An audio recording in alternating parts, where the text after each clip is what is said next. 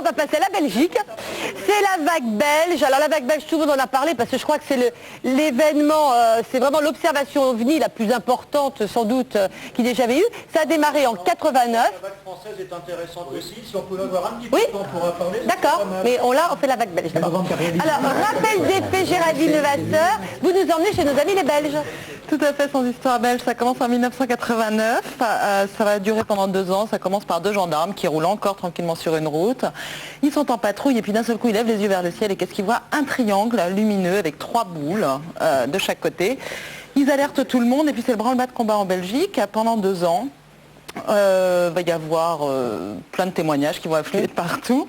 Je crois que ce sont des milliers de témoignages, on peut dire des milliers de témoignages. Monsieur Jean Henneman n'a pas tenu le coup là, je sais pas. Ah, il va donc. Non, il reste là. Mais donc, des milliers de témoignages en Belgique. Et par là, vous avez... à droite.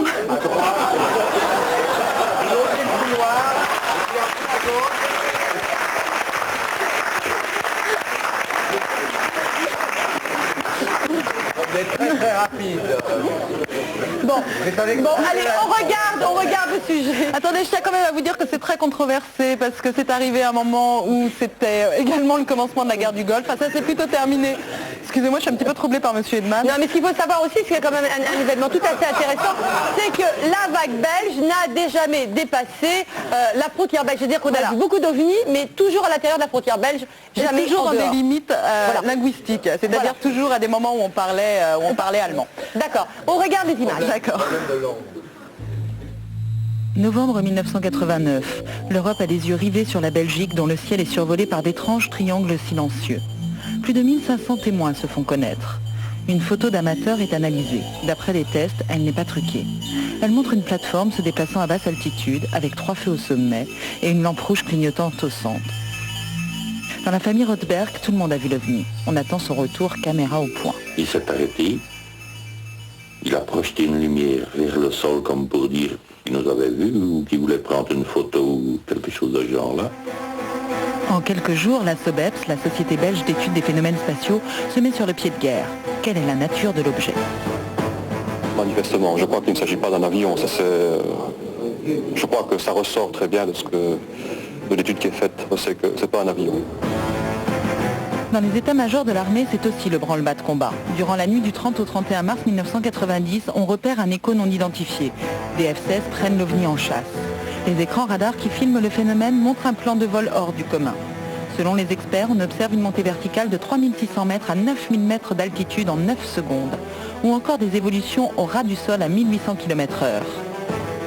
On n'a pas pu déterminer la nature de ces objectifs ou de ces objets, mais on est quand même venu à la conclusion que le comportement n'était pas tout à fait conventionnel. Mais alors, qu'est-ce que c'était? Avion fantôme, phénomène météo? Toutes les hypothèses sont permises. Il ne faut pas dire ça chez les Français, vous savez, il va encore sauter de nous. Hein. Il va encore dire c'est des histoires belges. Hein? Vous ne croyez pas, vous? Allez, alors, Pierre Maguin. Il est où, Pierre Maguin? C'est le père de Pierre Maguin. Pierre Maguin. Vous êtes astrophysicien à l'Institut d'astrophysique de Bruxelles. Moi, j'aimerais savoir comment on explique ces exceptionnelles vitesses et accélérations de l'engin qui a eu lieu notamment le 30 mars 90 et qui a été capté par les radars, puisqu'on est passé de 3600 mètres d'altitude à 9000 mètres en 9 secondes, 2 fois la vitesse du son. Comment on explique ça? Oui, une toute petite correction. Je suis astrophysicien à l'Observatoire de Liège. Ah, pardon, je vois que ça sur la fiche. Enfin, ça n'a pas beaucoup d'importance, la Belgique est très petite. Alors voilà, il se fait que le jour où on a envoyé les F-16, on avait déconnecté sur les appareils radars un filtre qui permet de ne garder que les échos d'avion. Parce qu'il faut vous dire que les radars reçoivent toujours une série d'échoparasites.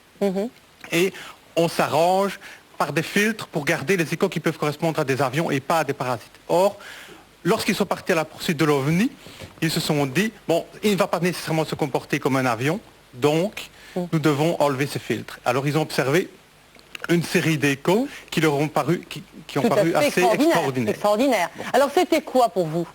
Voilà, eh bien, en fait, l'interview qu'on a vue d'un général est assez ancienne maintenant.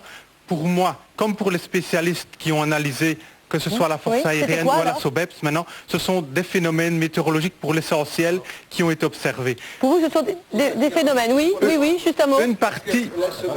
Oui. Non, mais la SOBEPS n'a pas géré ce dossier de A à Z. Oui, c'est ce que nous Moi, a dit effectivement. j'étais en contact avec le général de Brouwer et avec le colonel Schwecher. Et Schwecher a mis un thésard, ingénieur militaire sur le sujet, qui a fait une étude complète sur le dépouillement. Est-ce que vous connaissez ces études? Elle aurait dû être publiée, il ne l'a pas été. Vous la connaissez? Nous avons M. Vertonghen qui a travaillé pour la SOBEPS. J'aimerais bien qu'il prête 2 secondes le micro. Vous avez travaillé, vous êtes occupé des enquêtes pour la SOBEPS. Au départ, vous y croyez plutôt. Et puis au fur et à mesure, eh bien, vous avez changé d'avis.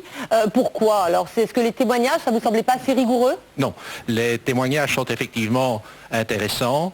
Ils ont été collectés. J'étais d'ailleurs à l'époque le responsable du service des enquêtes. Et de toute cette vague belge, disons que l'on a pu récolter sûrement un bon millier de témoignages. Mais c'est par la suite que là, j'ai vraiment le regret de voir comment la SOBEPS a traité le dossier. Et là, c'est absolument déplorable parce que les scientifiques qui se sont penchés sur ce problème ont pris comme hypothèse que le phénomène était d'origine extraterrestre, en disant bien entendu, c'est une hypothèse. Mais cette hypothèse s'est tellement renforcée qu'à l'heure actuelle, pour eux, c'est une réalité. Donc eux, et là, je suis totalement opposé. Pro-OVNI, en fait, à la SOBEPS. Oui. C'est ça. Oui, et donc, vous avez fait. trouvé qu'il manquait de rigueur dans l'analyse des témoignages. D'accord. Jean-Luc, là tu pousses le bouchon un peu loin. Je ne pousse absolument Les gens pas loin. comme Breinig, Messen est celui qui a expliqué par des phénomènes météo, je crois, les observations des F-16. Breinig est beaucoup plus prudent que ça, il n'affirme absolument pas que c'est extraterrestre. Et il y a un certain nombre de personnes comme Bougard ou d'autres à la SOBEPS qui sont beaucoup plus neutres que ça, je suis désolé. Juste une conclusion sur la vague belge. C'est écrit noir sur blanc. Non, c'est noir sur blanc, le phénomène. La vague belge, c'est l'analyse faite par les militaires. Ils ne la connaissent pas. Bon, moi je voudrais juste savoir, juste savoir, quelle est la conclusion la plus pertinente sur la vague belge? Est-ce que c'est toujours inexpliqué ou est-ce que, parce qu'on a besoin de continuer, quelle est la conclusion la plus pertinente sur la vague belge? Je ne peux rien vous affirmer, moi je suis sociologue, j'ai pas fait d'expertise, je suis allé avec un journaliste scientifique de la Villette vous avez la réponse? étudier la... Écoutez, Parce que vous avez étudié un peu le je voudrais faire une simple déclaration pour mettre les choses au point sur ce qui s'est passé en Belgique. Lorsque j'étais adolescent, je croyais aux ovnis. Je me suis penché sur les textes relatifs aux ovnis, les ouvrages, les livres, les revues, pendant de nombreuses années. Et finalement, je ne suis plus d'accord avec les conclusions des ufologues.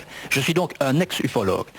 Je ne crois pas un seul instant que les ovnis sont des machines, des engins ou des objets matériels pilotés par des créatures intelligentes ou envoyés Qu'est-ce qui passait au-dessus de la Belgique? Ça n'est pas scientifique. Monsieur Jean-Pierre Petit. Qu'est-ce qui passait? Est-ce qu'on ne peut pas répondre à cette question? C'est tout simple. Ça n'est pas Puisque vous pensez effectivement, qu'est-ce qui passait au-dessus de la Belgique et qui a été fait par des milliers de a été personnes? engendrée par une quantité de phénomènes différents, à mon avis.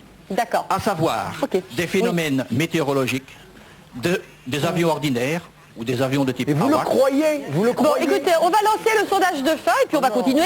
Alors donc, la question de début, vous vous souvenez, on vous avait demandé est-ce que vous croyez aux extraterrestres, est-ce que vous pensez qu'ils seraient venus nous visiter? On a avancé déjà pas mal dans le débat. Répondez-nous tout de suite, votez et puis dans quelques temps, on verra comme ça s'il y a une différence avec le début de l'émission. Écoutez, bon, personne n'a été capable de donner une conclusion un petit peu sur la vague belge.